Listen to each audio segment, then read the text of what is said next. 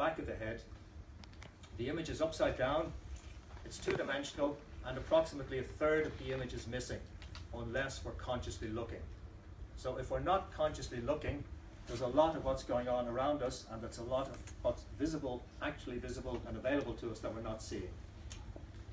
So the invisible gorilla is an experiment in testing whether people are actually seeing what's going on in front of them. Very, very visibly. It's where the name of my business comes from, clear sight, because so much of information is available in clear sight. There's also the fact that we tend to see the world from a particular perspective, and we expect, or we typically understand or believe that others see the world as we do. That's a wonderful way to miscommunicate with others. If we're in business, we need to get our communication right, or at least reasonably right. And we need to understand who it is we're speaking to.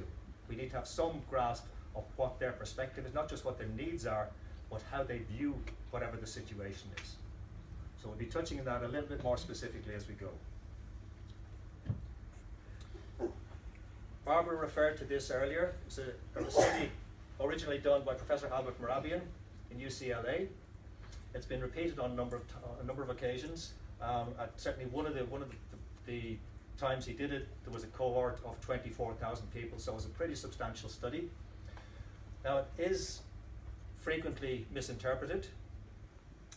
Basically, what it's about is congruency. And it's congruency in relation, it refers first of all to communication, conversation, which has an emotional content.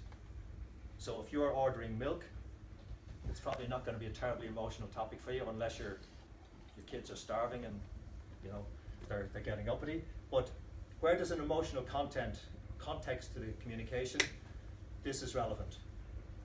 And then the question is, are your words congruent with the actual words themselves? Are they congruent with the tone and the syntax and the body language? So if I stand here and tell you I'm blissfully happy, it doesn't quite look right, does it?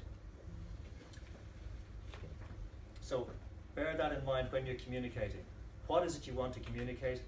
How are you presenting your communication?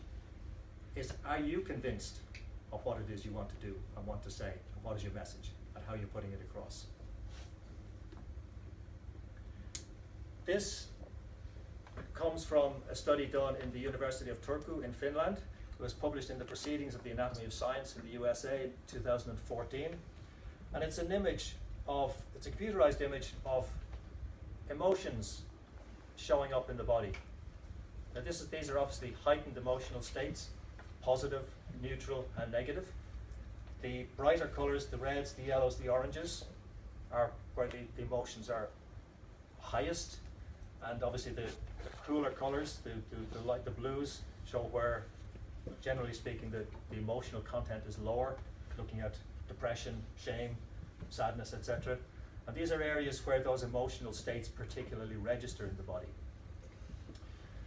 Now, my background is very much in traditional Oriental medicine, traditional Oriental philosophy, and the understanding there, inherent in it, is that mind and body are one inseparable unit. So our body is always reflective of something that's going on in our mind, and vice versa.